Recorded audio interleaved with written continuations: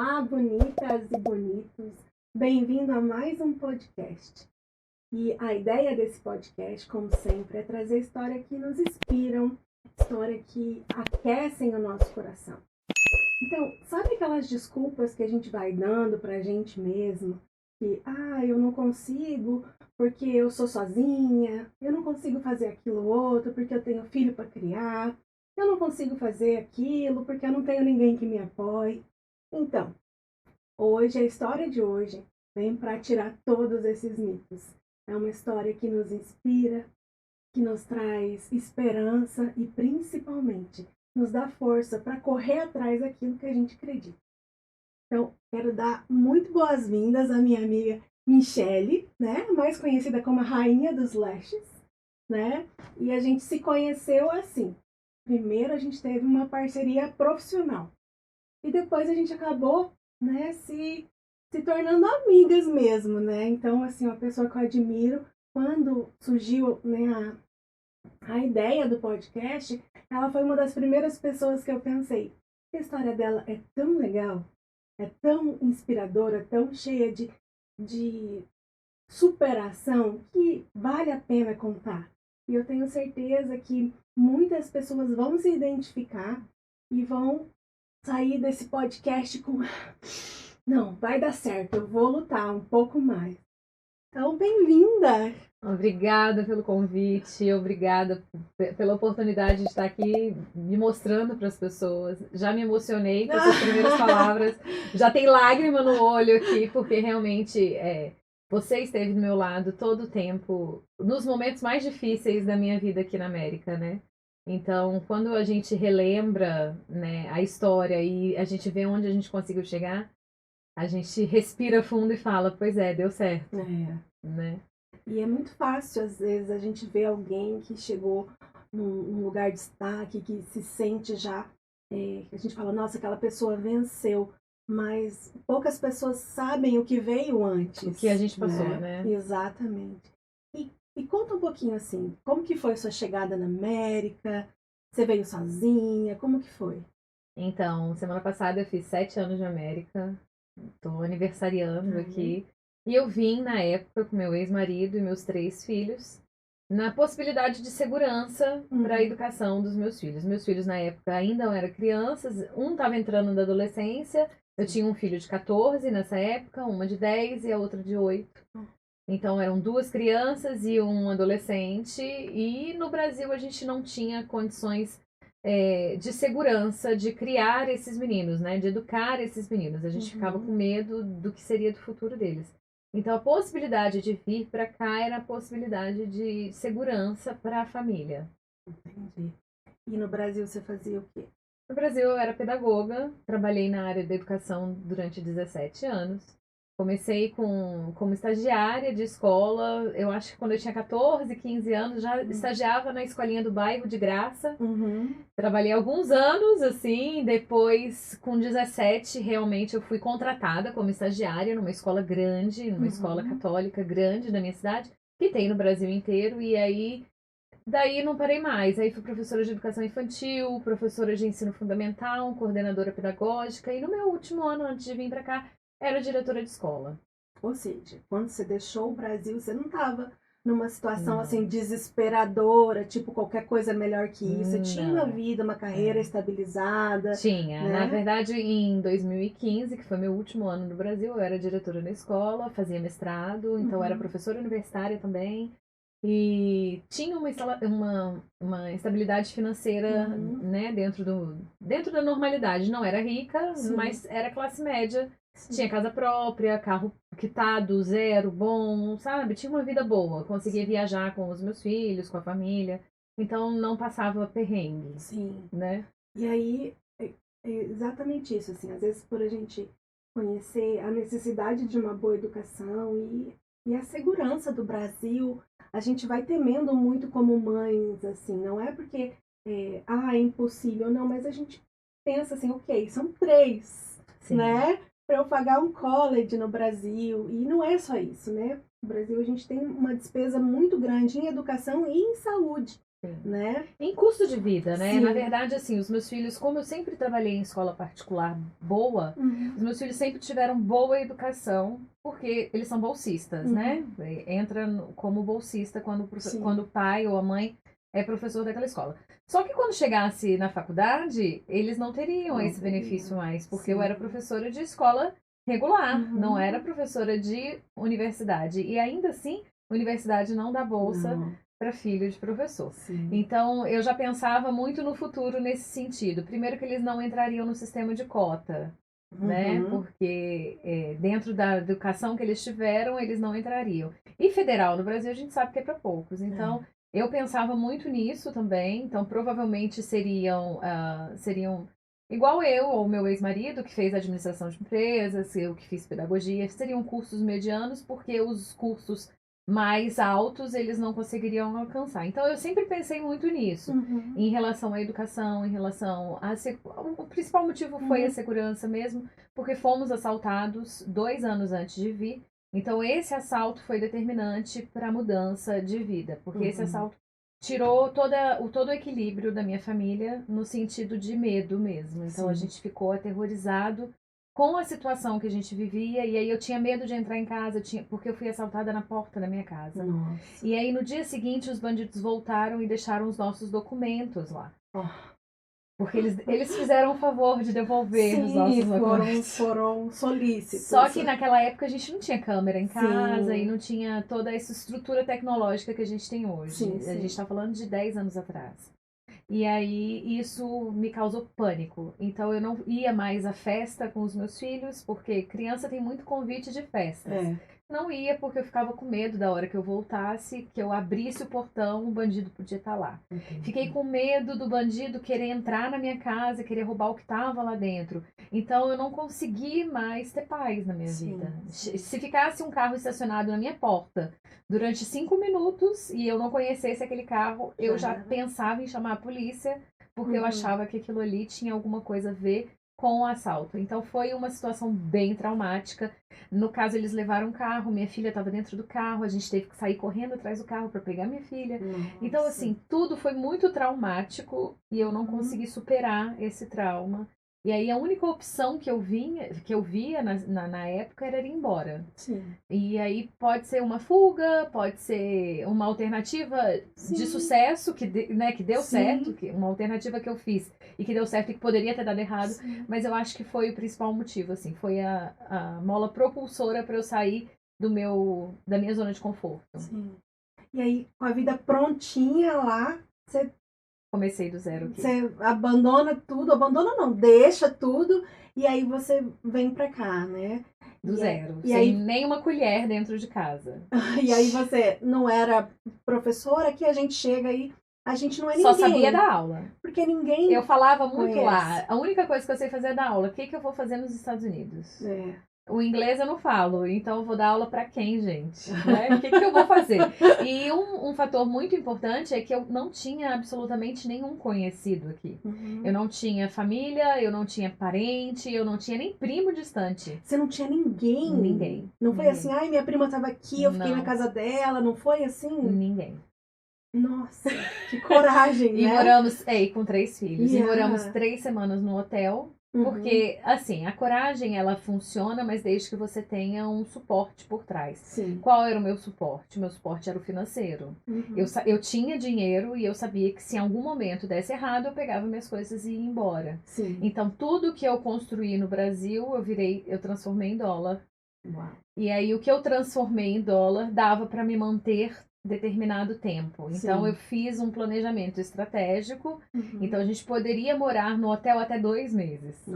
Então a gente tinha 2 meses para arranjar uma casa pra gente morar. Se a gente não arranjasse nesses 2 meses, pega as coisas e vão embora. Só que deu tudo certo. Então eu entrei no hotel num domingo. Na sexta-feira eu já tinha cliente, porque eu comecei a publicar. E você veio para Massachusetts? Vim para Massachusetts. Eu cheguei em Orlando porque, assim, você tira 3 crianças que têm uma vida totalmente organizada, e você tá levando elas para um país totalmente estranho, onde não tem ninguém que você conhece. Você tinha que dar um docinho para agradar essas crianças. É uma boa estratégia. Você tinha que fazer alguma coisa para essa experiência não ser traumática na vida deles. Então, a primeira experiência que eles tiveram de Estados Unidos era Disney. Maravilhoso. Porque aí, dentro da cabeça de 3 crianças, eu estou vivendo um sonho. Sim. Quer dizer, eu vou morar nos Estados Unidos, mas os Estados Unidos é isso daqui. É o castelo da princesa, é o Mickey. Então, na cabecinha deles, né, que ainda eram crianças, a nossa vida seria aquele mundo colorido de Disney. Então, ficamos 5 dias na Disney, conhecemos alguns parques, passeamos no local. E aí viemos para Massachusetts de carro. Alugamos um carro e viemos de carro no dia 1º de fevereiro. Cheguei aqui em Massachusetts, 1º de fevereiro. No dia 5 eu já tinha cliente. E aí foi tendo cliente, eu passei a atender em casa. Por quê? Por cliente, não expliquei por quê, né?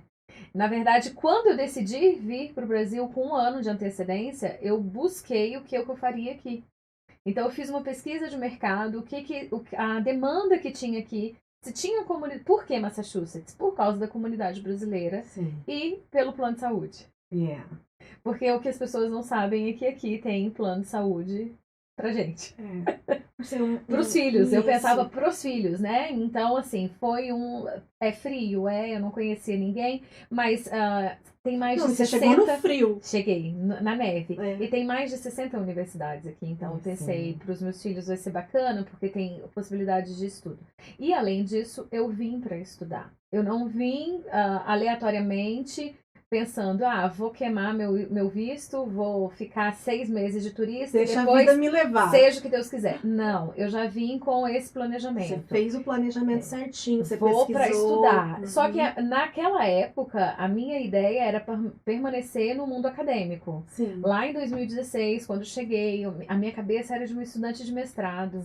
Então, a minha cabeça era voltada para a área acadêmica. Eu pensei em me destacar aqui na área, porque o meu mestrado é em necessidades especiais. Então, crianças portadoras de necessidades especiais. Então, eu pensei, vou chegar lá, vou arrasar. E aqui, devido porque eu estudei faculdades, antes. tem, né?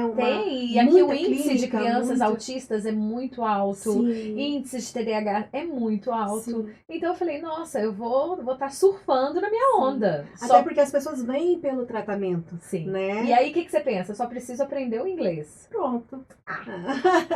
6 meses lá, tô falando inglês. Se eu te contar que até hoje eu não sou fluente. 7 anos depois, eu ainda não sou fluente, porque não é tudo tão simples assim. Apesar de eu estudar bastante, apesar de saber estrategicamente o que eu queria fazer, tudo demanda muito mais tempo do que a gente imagina, porque a papelada demora tempo para ser analisada. Tudo não depende da gente, né? Não são coisas que a gente tem o controle. Mas inicialmente era esse o plano. Até esse plano ser executado, eu tinha que fazer alguma coisa. Tinha que ganhar dinheiro. O que eu ia fazer, tipo, na minha cabeça, em 6 meses, 1 ano? Eu pensei, em 6 meses, 1 ano, já tô dentro da escola, em 1 ano já tô falando inglês, já tô me candidatando em Harvard, já tô dando aula em Harvard. Só que não. Então, a ideia era, até 2018, já tá na sala de aula. Mas, de 2016 até 2018, o que eu ia fazer da minha vida? Né? A pessoa só sabe dar aula na vida. Não tem o que fazer. Não tinha conhecidos, não tinha ninguém. Então, eu pesquisei no Google, na época, no Brasil ainda, quando decidi vir pra cá, pesquisei o que eu faria aqui. Primeira coisa que eu fiz foi entrar nas comunidades locais. Entrei nos bazares que existem aqui. As pessoas, às vezes, não sabem, mas existem bazares que ajudam as comunidades onde a gente troca informação. Isso, a gente interagir, networking, né? A gente interagir. E naquela época, hoje é uma coisa mais agressiva, né? Mas naquela época não era tanto, as pessoas se ajudavam mais nesse sentido. Então eu entrei e aí eu vi que tinha muita manicure, eu vi que tinha muita depiladora, muito esteticista. E no Brasil tava no boom das extensões de cílios. E ninguém oferecia extensão de cílios aqui, nessa região, na comunidade. E aí eu fui pesquisei no Groupon, para ver se tinha extensão de cílios aqui. Eu só via que só tinha entre as americanas e tipo $300 um set. Aí eu falava, meu Deus, esse negócio não deve ser tão difícil de fazer. E aí procurei cursos no Brasil, cursos muito bons, que me fizeram abrir os olhos para o marketing, para o networking, e não só para a execução do trabalho. Por quê? Porque atrelado à educação, eu também tinha uma formação de coaching, eu também tinha uma formação de neurolinguística. Então, toda essa minha formação eu trouxe comigo. Sim. Quando as pessoas falam, você começou do zero. Eu não comecei do zero porque eu era uma profissional formada de 33 anos Sim. e que tinha muita bagagem nas costas. Eu tinha muito conhecimento e eu podia aplicar esse conhecimento. Sim. Porque em terra de cego, quem tem um olho é rei, querida. Então eu já vim pensando em todos os planejamentos e tudo que eu poderia executar aqui. Isso é muito legal, porque uma coisa que acontece muito, né, com nós imigrantes, a gente sai de uma realidade onde você é alguém. Você é a professora, no meu caso eu era psicóloga, as pessoas me conheciam o meu trabalho, e aqui você chega... Você não é nada. Você não é nada. Ninguém te conhece. Ninguém te conhece. Você pode, porque também tem muita gente que chega aqui e pode falar o que quiser. Sim, então eu podia ser médica lá. Sim. Quem ia falar que não, né? Todo mundo fica desconfiado. Então você tem que conquistar o que você conquistou no início de carreira. Mas é muito legal isso que a Michelle falou, porque a gente não começa do zero. Se você souber se adaptar e falar tipo assim, nossa, o que eu trouxe comigo, né? Eu trouxe a experiência, eu já vivi coisas, eu já sei, né? E a gente começa a buscar aquilo que a gente já, com muito custo, adquiriu no Brasil. Porque para a gente conseguir estudar, ou a gente conseguir terminar uma graduação no Brasil, é custoso. Não que aqui não seja, mas a gente já vem com um histórico de resiliência. Sim. Né? E na minha família, eu sou a primeira a que conseguiu entrar no mestrado. Olha, que incrível. Então, assim, o meu pai e minha mãe tinham um segundo grau. Uhum. Então, você ser uma filha numa família, que você consegue fazer uma faculdade, que você consegue fazer pós-graduação, que você consegue chegar numa universidade federal dentro de uma família de classe média regular.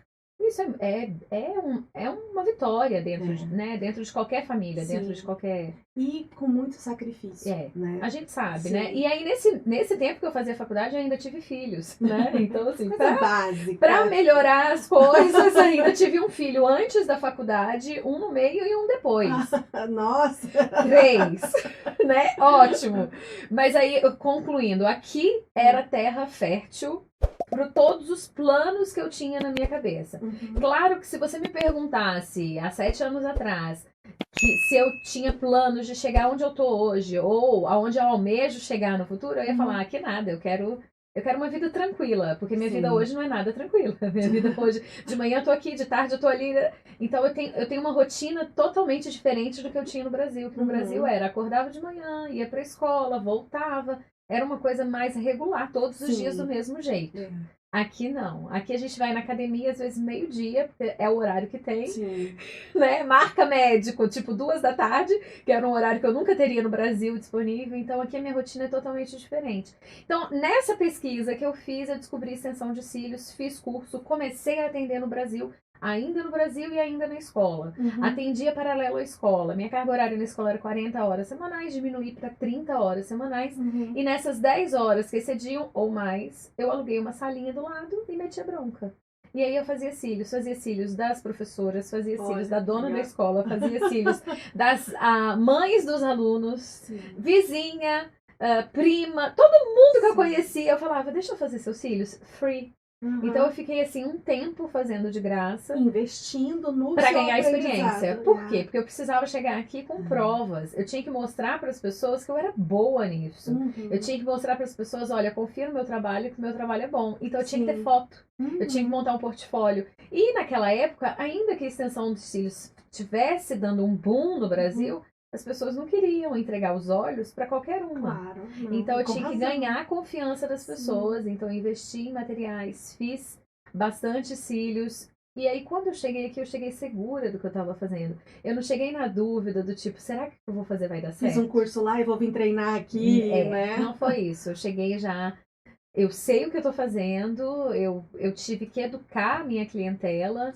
E aí nessas primeiras 2 semanas aqui, eu fiz uma loucura, que eu fiz cílios por $30. Se hoje $30 não é nada, você imagina, tipo, há 7 anos atrás já não era nada $30, né? Não enchia o tanque de combustível. E aí eu rodava toda Massachusetts, Rhode Island, Connecticut, New Hampshire, porque na minha cabeça eu olhava no mapa. Sim. Aí eu olhava e falava, aí é perto. E aqui é tudo perto. Tudo perto. Que E não. aqui a contagem em milhas, não é em Sim. quilômetros. Então, até a gente saber essa Conversão. diferença, demora muito. E além disso, eu não tinha iPhone, querida. Então, era no GPS do carro mesmo. O dia que perdia o sinal daquilo, era uma tristeza. Entrava naqueles túneis de Boston. Eu chegava atrasada na casa da cliente. E acontecia muito, assim, de eu estar no início do dia em Webster, que é uma cidade divisa com Connecticut, e no final do dia em Fall River. Porque eu achava que, tudo perto. Sim. E aí eu conseguia fazer 3 clientes por dia. No máximo 5 clientes por dia, por $30. E aí essa clientela que eu fiz por $30 também foi estratégico. Por quê? Porque eu precisava me tornar conhecida aqui. Sim. Se eu chegasse no bazar e escrevesse, faça os seus cílios free, ninguém daria credibilidade. Não. Mas eu escrevi, promoção Valentine's Day. Faça seus cílios por $30 e ganhe um design de sobrancelha. Olha! Quem não queria, Claro. né? Quem não queria? Então eu tive muito trabalho nessa questão da educação das clientes, porque mesmo que a pessoa não fechasse, ela era curiosa e queria saber, então me ligava. E eu odeio falar no telefone, mas eu tive que vencer esse ódio de falar no telefone. E eu ficava o dia inteiro no telefone educando as Porque pessoas. aqui as pessoas gostam de falar. De falar. E elas, né, a Não gente tá mandam mais... mensagem. Não, eles gostam de conversar. E é áudio, pessoa.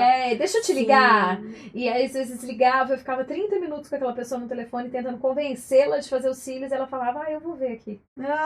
E quando fala eu vou ver aqui, você sabe que ela não vai fechar. E aí eu tive esse trabalho do pré-atendimento, do pós-atendimento, que as pessoas aqui não estão acostumadas. Então é você se preocupar com a cliente. E isso eu fui ganhando o coração das minhas clientes. Sim. Ao terminar o atendimento, eu não terminava o atendimento. Quando eu terminava o atendimento, eu sempre mandava uma mensagem no dia seguinte com as recomendações, perguntando como é que ela estava, por que eles não estão acostumados com esse tipo de tratamento. Sim. E aí, no retorno dessa mensagem, eu falava com ela, pode fazer um favor para mim? Faz um feedback. Vai lá e escreve se você gostou, se você não gostou. E aí fui ganhando mercado. Sim. Fui ganhando recomendações, fui ganhando nome. As pessoas foram conhecendo My Lashes Boston. Porque desde que eu cheguei eu já tinha esse nome. Que legal. Então lá do Brasil, e é engraçado porque quem deu esse nome foi minha filha Bia. Porque aí eu tinha que fazer um Instagram pra vender os cílios. Sim. E aí a Bia falou, mãe, por que você não coloca Cílios Boston? Mi seria o Mi e o Y de My.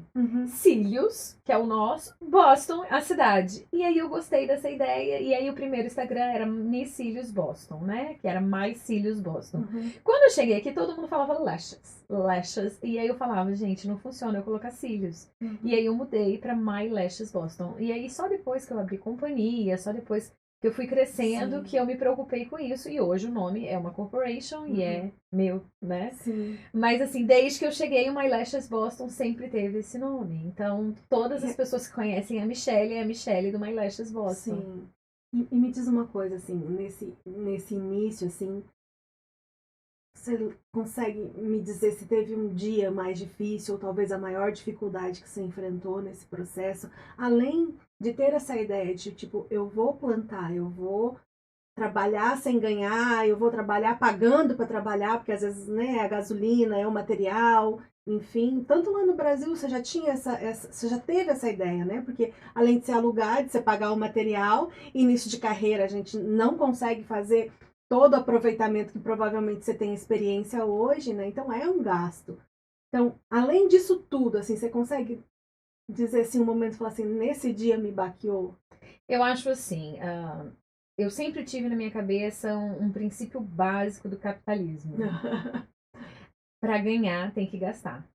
Sim. Não adianta eu não investir e eu querer alguma coisa. Sim. Na psicologia, a gente pode usar essa linguagem no sentido de se eu estou fazendo a mesma coisa sempre, eu vou ter o mesmo resultado. Sim. Então, se eu quero mudar, eu vou ter que mudar as minhas atitudes. Então, sim, na minha cabeça, eu sempre pensei isso. Tipo, eu estou plantando para depois colher. Então, a dificuldade financeira eu não tive, porque eu me preparei financeiramente para vir. Então, ainda que eu não ganhasse dinheiro naquele momento, eu sou uma pessoa pessoa com um pensamento muito positivo e eu sou muito perseverante. Eu não desisto. Então eu tive certeza que ia dar certo, porque eu tinha sinais de que iam dar certo. E esses sinais poderiam ser uma fala que você me deu no final do atendimento. Sim. Eu falava, é um sinal de que vai dar certo. Sim. Era uma ligação que eu recebia de alguém elogiando o meu trabalho, falando que foi indicada. Então, eram sinais que eu reunia, que a gente está juntando aí estudo, conhecimento e fé, porque eu acreditava que ia dar certo e eu pensava, Deus não me trouxe para cá para dar errado. Dificuldade foi a língua. A língua foi a dificuldade. Por quê? Porque eu tive clientes maravilhosas que estão comigo até hoje e que uma delas trabalhava num salão. E esse salão era salão americano. E aí as americanas viam os cílios dela e queriam fazer os cílios. Só que eu não falava hi. E os meus filhos tinham acabado de entrar na escola nessa época. Então também não podiam me ajudar porque não falavam. Sim. E aí era a dificuldade da língua. Porque eu chegava na casa da pessoa para atendimento e eu não falava nada. Eu tô entrando no universo daquela pessoa. Toda vez que a gente entra na casa de uma pessoa, você tá entrando no mundo daquela pessoa. E como que você entra no mundo de uma pessoa sem saber se comunicar? Então, por mensagem era fácil, porque eu falava, explicava, eu deixava tudo bem mastigadinho pelos translator, que devia ter vários erros na época, e eu mandava para as pessoas. E antes de ir, eu perguntava, eu não falo inglês, tudo bem? E aí, algumas respondiam, se você fizer o seu trabalho bem feito, eu não ligo para que língua você fala. Desamera qual língua você fala, desde que você faça o trabalho bem feito. Outras não. E outras já eram mais ignorantes, e outras faziam gestos e falava que eu era so complicated porque eu não falava inglês. E aí, às vezes, falava com essa menina que me indicou, falava, ai não, eu gostei até do trabalho dela, mas ela não falar inglês é complicado. E aí foi a dificuldade da língua. Então, entrar no mercado americano, e a americana tem uma postura diferente da brasileira, e a gente tem que fazer essa análise antes de estar inserida nesse mercado, foi bem complicado. E assim, muita gente mesmo entra em crise, começa a deprimir, ficar mal, porque a gente começa a aprender, mas você começa a aprender o básico. Você não sabe explicar uma coisa técnica, você não sabe explicar uma coisa mais elaborada, com palavras mais não do uso diário. Aí, geralmente, as pessoas começam a se sentir burra. Oh, nossa, tô me sentindo uma E imagina, eu, uma comunicadora, uma pessoa que usava linguagem para trabalhar, para se comunicar, para tudo, chego num país e me senti uma analfabeta. É uma sensação Essa sensação horrível. que a gente tem. A sensação que a gente tem é de que a gente é uma analfabeta. É você tá na fila do banco, exemplo, e a pessoa puxar assunto com você e você só fazer assim com a cabeça. Porque você não sabe responder. Você sorri, né? E a cena. É né? bem complicado. E aí, quando você depende financeiramente disso pra viver, você tem que se virar. Então, era assistir vídeo. Nessa época, eu tinha acabado de entrar na escola. Eu entrei na escola... Eu cheguei em fevereiro, eu entrei na escola, o visto foi aprovado em julho.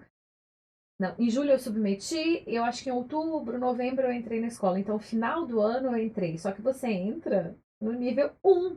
E a escola de inglês, ela não te ensina a falar o inglês, ela te ensina a gramática do inglês.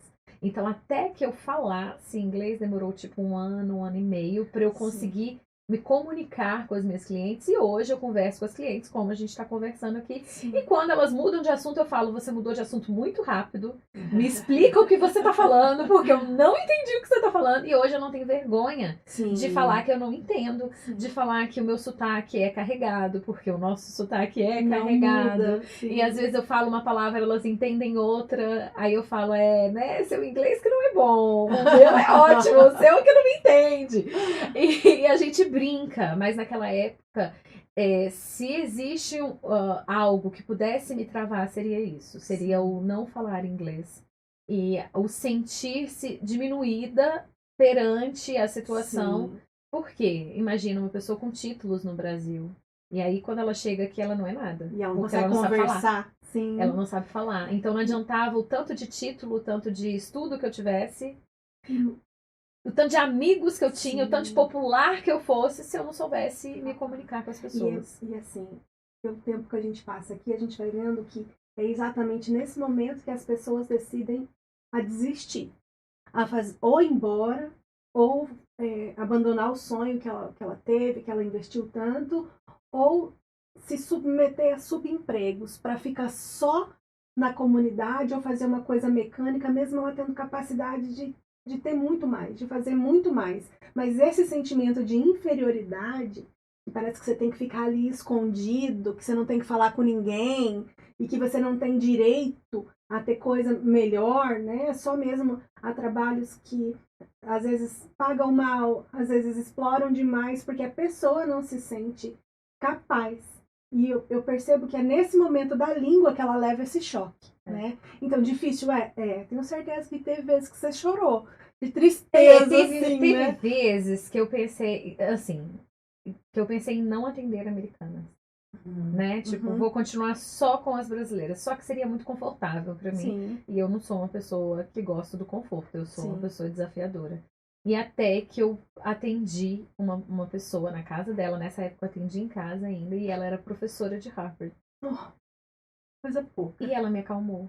E ela falava, eu tinha 1 ano de América, já fazia escola, e eu inventava palavras para ela. Teve uma vez que eu falei com ela, agradable. Essa palavra não existe, e na minha cabeça, agradable era agradável. E aí ela falou pra mim assim, que é isso que você tá falando? What do you mean, agradable? Aí eu falei, você não sabe?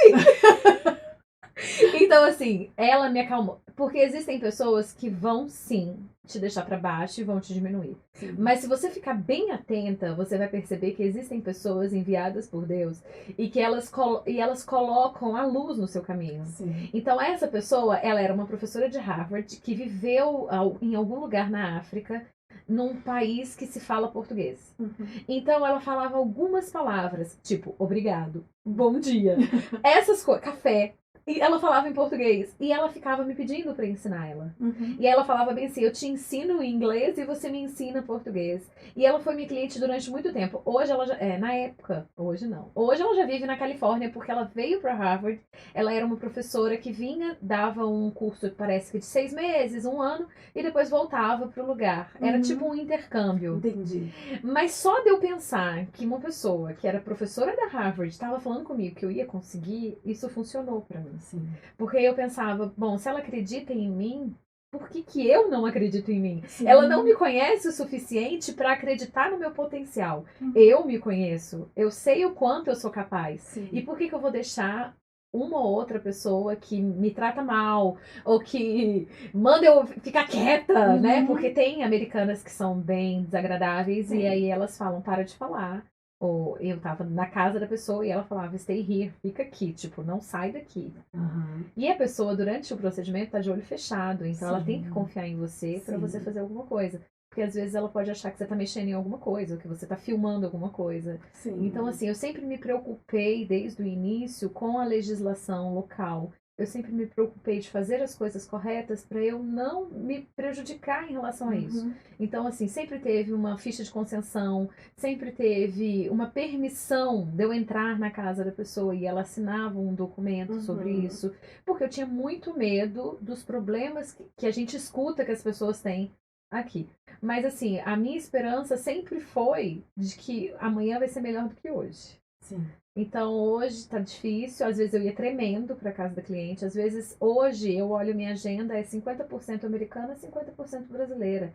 E quando eu tenho um monte de americana, eu não faz diferença. Nem me esquento. Agora, eu olhava uma americana e falava, ai meu Deus, a mão suava, eu já pensava o que eu tenho que falar. Meu Deus, o que será que eu tenho que falar com ela? Mas a escola me ajudou muito nesse sentido, então eu aprendi a usar uma linguagem técnica específica. Se você me chamar hoje para falar sobre construção, eu não vou saber. Mas me fala sobre leixes que eu te dou uma palestra. Por quê? Porque eu criei um vocabulário específico para minha área de atuação. Sim. Então hoje eu consigo articular bem. Não sou, claro, hoje minha filha trabalha comigo, minha filha é bilíngue, totalmente fluente. O inglês dela não tem nem comparação com o meu, porque ela fala rápido, corrido, e ela explica, mas em suma é a mesma coisa, porque quando eu vejo ela falar, eu falo, olha, ela fala exatamente como eu tô falando.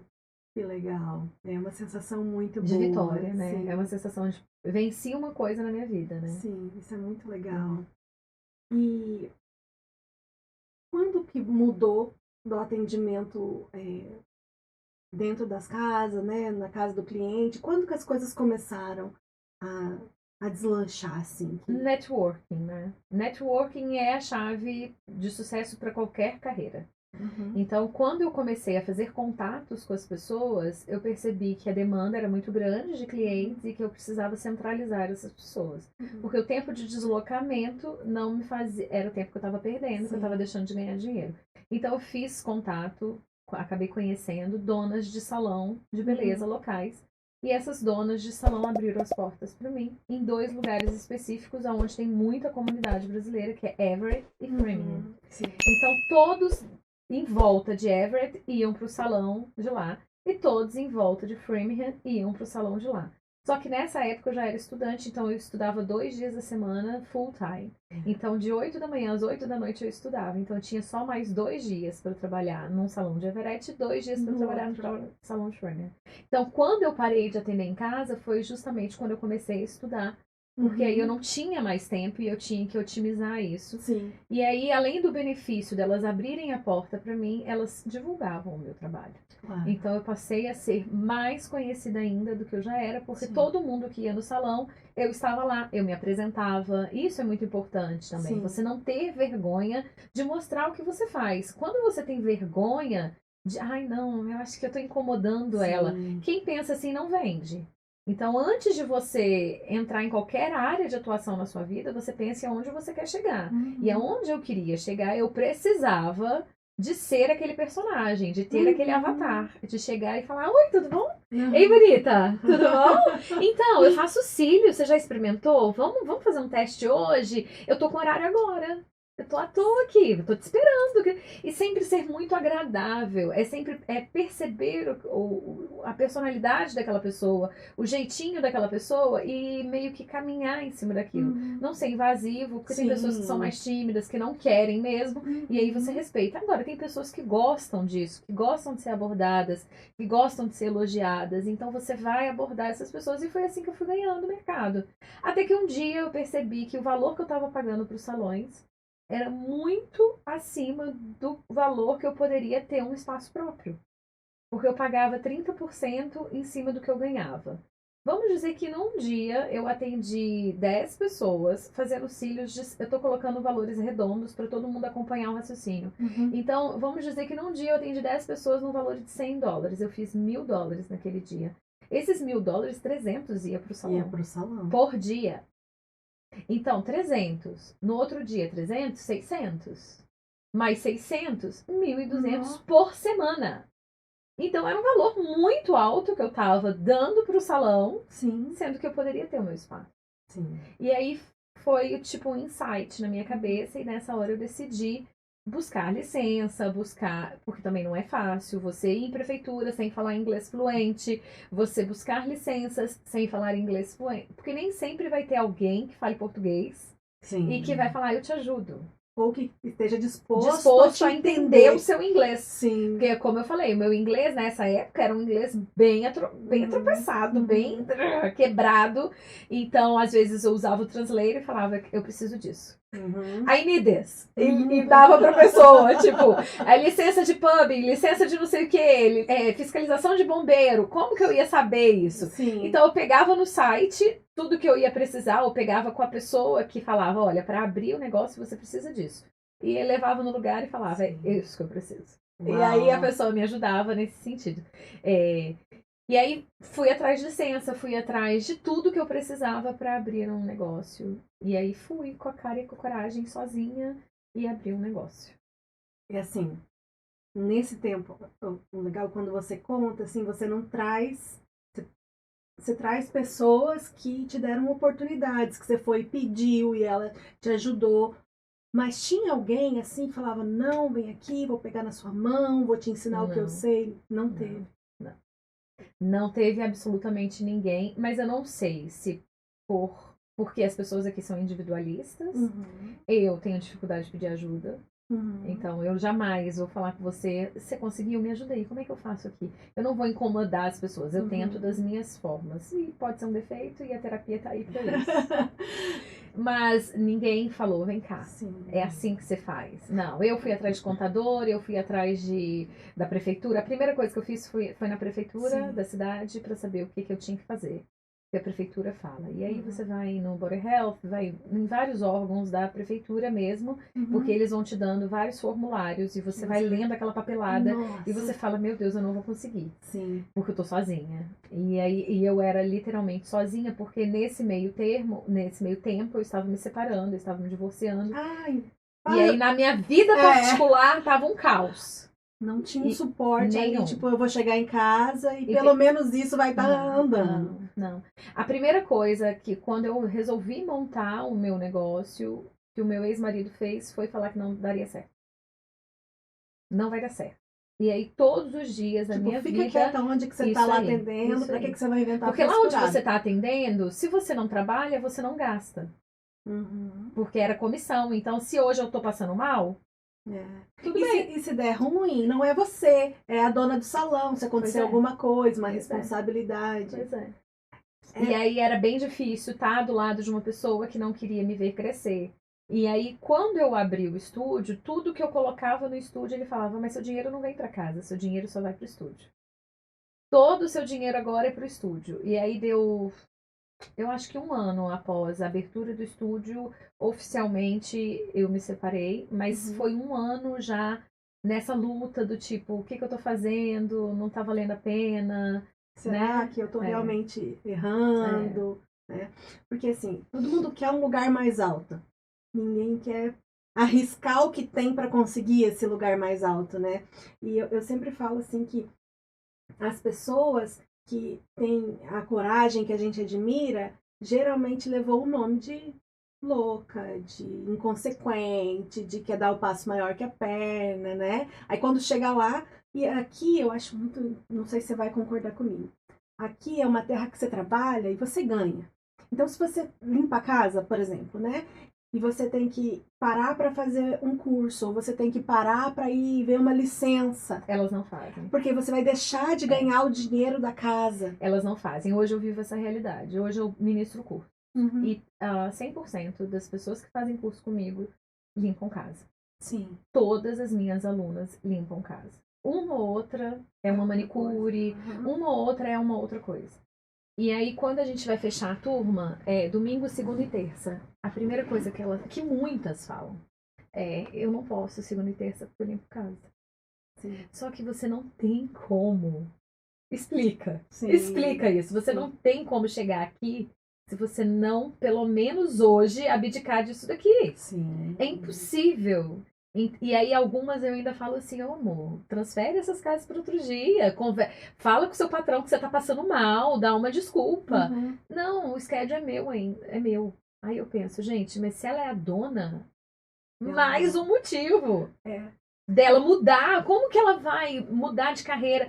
Uma coisa que existe muito, ilusoriamente, é uma visão romântica da situação e que eu vejo hoje no meu mercado, no meu nicho.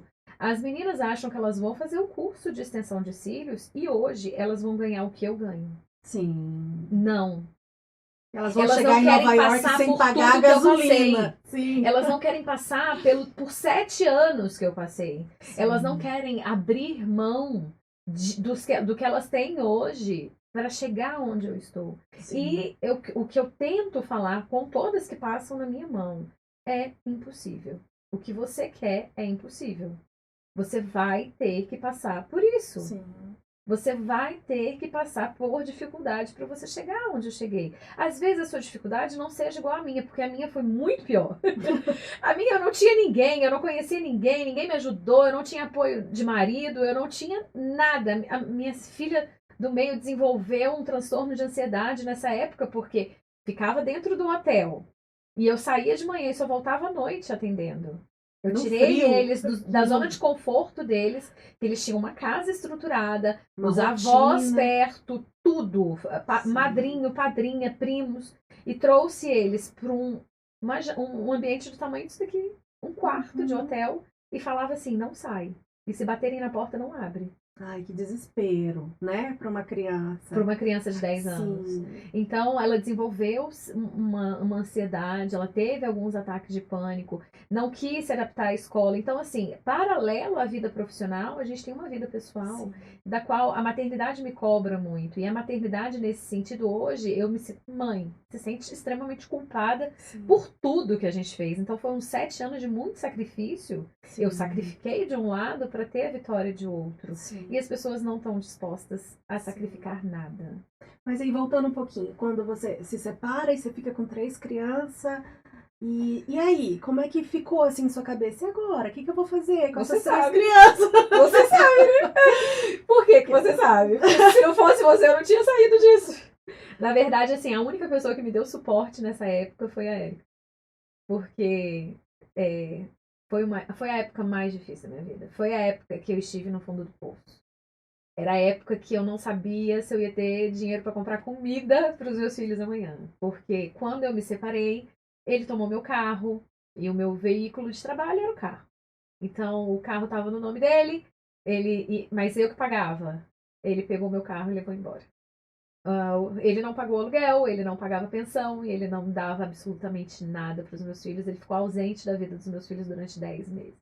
Uau. Então era como se uma pessoa. Era um luto, né? Sim. A gente viveu esse processo de luto, eu e os meus filhos. E eu sozinha para dar conta disso. Então, se não fosse você, eu não tinha superado tudo isso, porque você me tranquilizava. Quando às vezes eu fazia uma sessão com você no meio do Uber, porque paralelo a isso, eu fazia porque aí Uber a à noite. receita teve que crescer do dia pra noite. Além dos cílios, Sim. eu terminava os cílios 7 horas da noite. Eu ia pro centro de Boston e fazia Uber até 2 horas da manhã. E aí eu falava com a Erika, pode me atender agora? E aí dentro do carro, lembra? Sim. Eu parava o carro e a gente fazia uma sessão de terapia, porque se não fosse ela, eu tinha surtado. Nessa hora eu pensei em pegar tudo e levar embora pro Brasil e falar, Sim. pelo menos lá eu tinha casa própria e tinha uma profissão. Sim. E tinha minha família, que poderia me dar não um estaria suporte. sozinha, né? Porque a sensação de estar sozinha aqui foi muito, muito, muito difícil. Foi terrível. Então, mas eu não desisti hora nenhuma. Sim. E eu não desisti porque eu tinha você do meu lado. Eu tenho certeza. O esforço foi todo seu. Eu tenho certeza que, assim, todos os momentos que eu pensei em desistir, você não me deixou desistir. Você falava, calma que vai dar certo. E aí uma coisa que você falava muito comigo é assim, quando que isso já aconteceu? Porque eu vinha com as situações hipotéticas, né? Do tipo, meu Deus, e se eu não tiver dinheiro para pagar o aluguel esse mês, o que eu vou fazer? Quando que isso já aconteceu? E eu falava, nunca. Então por que vai acontecer agora? Sim. E aí, nesse meio termo, tive que mudar de casa. E aí, quando a gente muda de casa, que a gente tem que dar a primeira, a última e o depósito, porque a dona da casa que eu morava, com o ex-marido, aumentou o aluguel nessa época, porque soube da separação. Sim. E ao questionar por que ela aumentou o aluguel, ela falou assim comigo, mãe solteira não paga um aluguel. Oh, querida. E aí, escutar isso de uma mulher, tipo, no ano de 2019, dói. Porque você pensa que a gente tem que se fortalecer. E ela era separada também. Ela era uma mulher separada. E eu não sei a vida dessa pessoa. Sim. Mas assim, escutar isso de uma pessoa, quando você. É como chutar cachorro morto, sim, né? Você já tá no fundo do poço. Aí o aluguel, se eu não me engano, era tipo 1.600, ela queria aumentar para 1.900. Era um valor muito alto. E aí, dentro da legislação, no Brasil, isso não é possível, mas aqui pode. Aqui pode. Aqui você pode. E aí eu corri atrás para ver se eu tinha jeito, porque eu não queria sair daquela casa que eu morava para não desembolsar esse valor. E aí, de um mês pro outro, eu ia ter que ter, tipo, $6.000 na conta para pagar aquilo lá. E eu trabalhei que nem uma louca. E aí você faz promoção, e aí você trabalha de Uber a noite inteira. Teve uma situação que eu tava voltando de Springfield de Uber, dirigindo como driver, né, como motorista, e eu pensei que eu não ia chegar em casa naquele dia, porque eu estava exausta. E eu tava procurando um posto de gasolina para eu parar e descansar para continuar, porque eu tava exausta, e era uma viagem de 1h30, mais ou menos.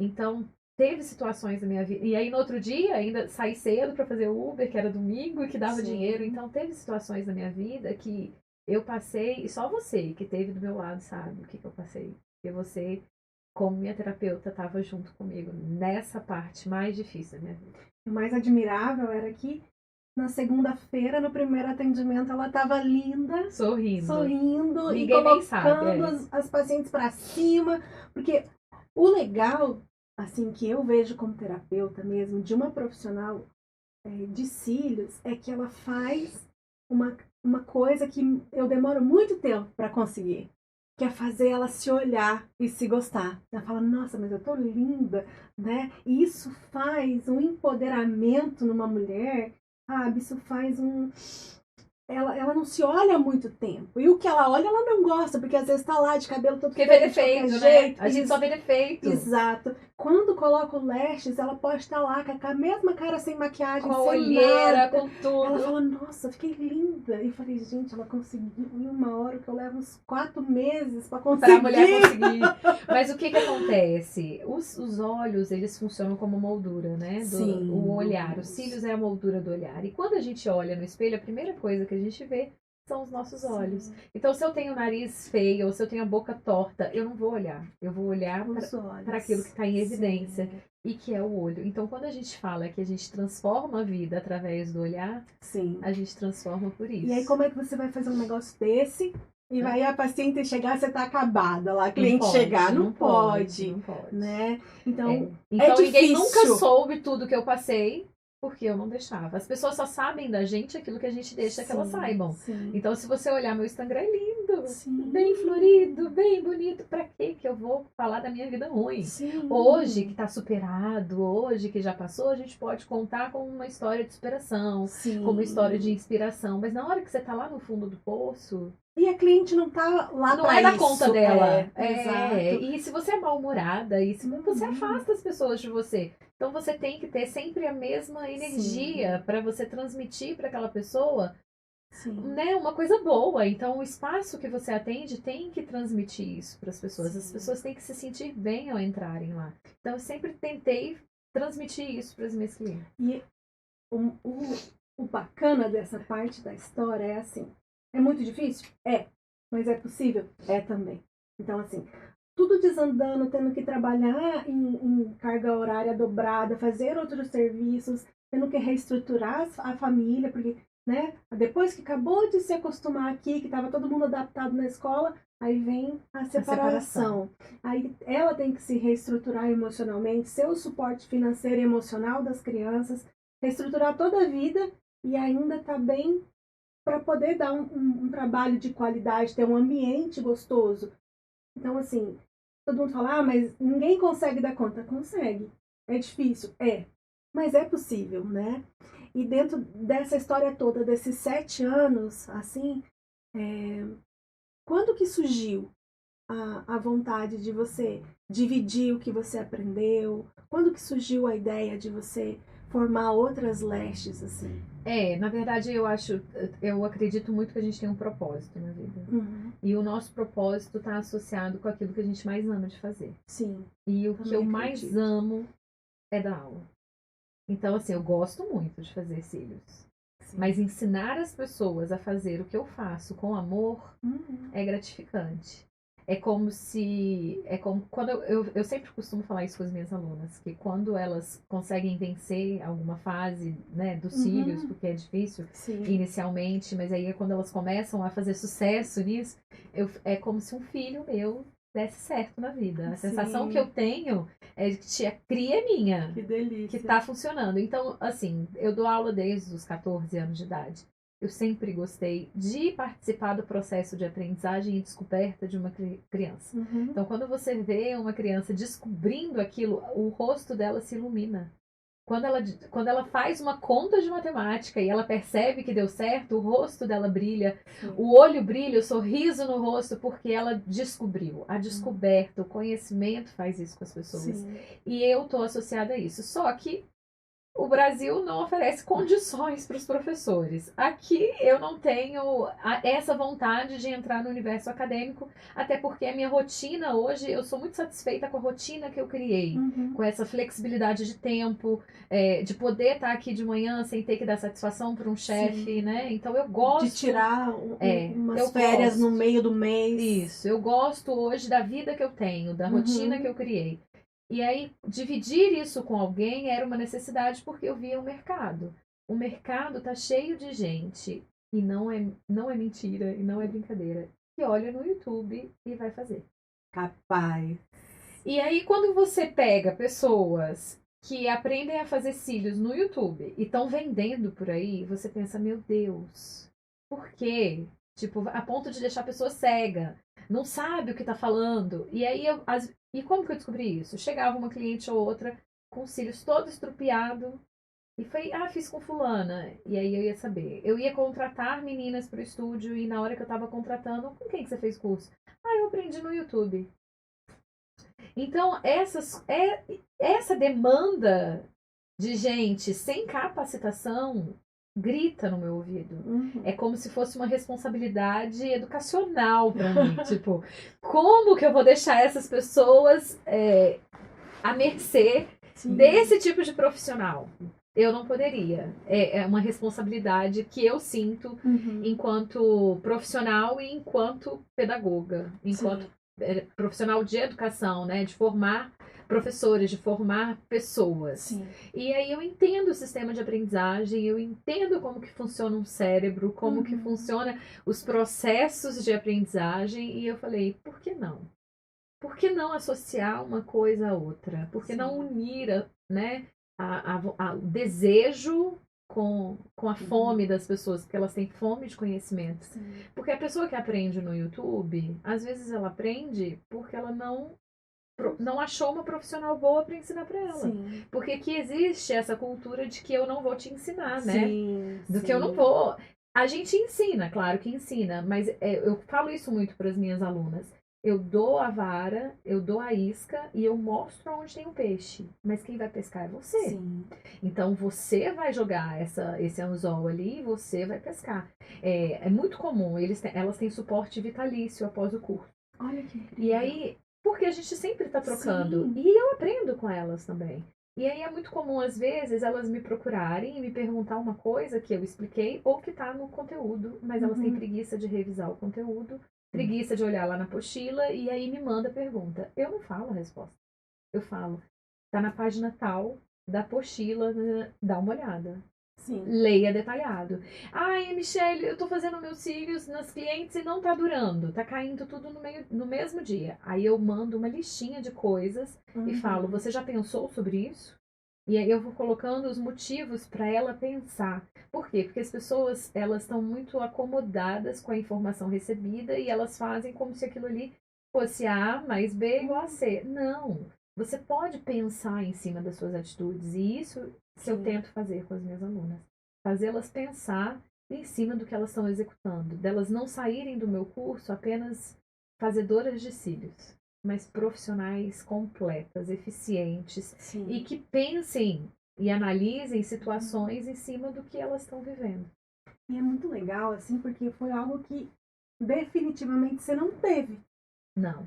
Né? Alguém fala assim, olha, aqui nos Estados Unidos é assim, você vai comprar esse produto, você vai comprar desse fornecedor, você não pode fazer desse outro jeito, isso aqui você vai para você fazer o marketing, né?